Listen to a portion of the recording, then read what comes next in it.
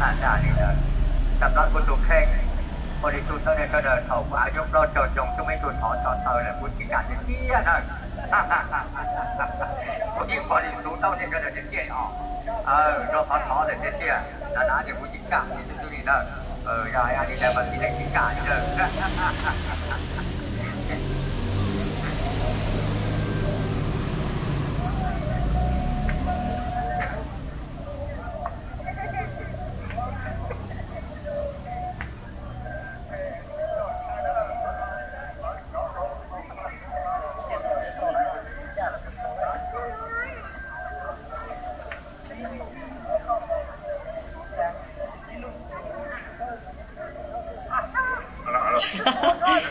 Rồng gì đó,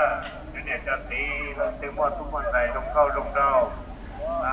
sau khi lột bánh nhân to cho tôi của tôi của chị để nó giờ dù chị tôi nhẹ dù hàng rồi dù to, hay là nuôi rồng trở đồ lớn kia, rồng không có đồ lớn có rồng có nhiều con to rồng con tới rồng đấy đó, nhẹ dù kia đó, nhẹ sáng to đến nhẹ cho chúng tôi sẽ rồng cha từ con sẽ rồng tới dù kia đó.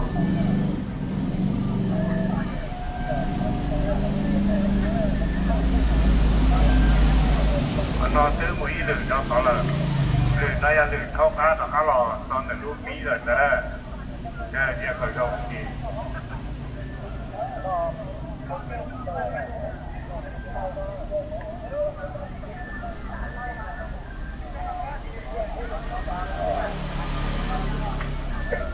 nhà ta đâu rồi tôi em còn dùng mà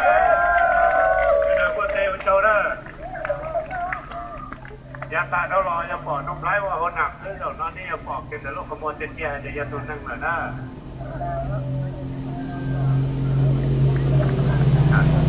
tôi nó giờ tôi đi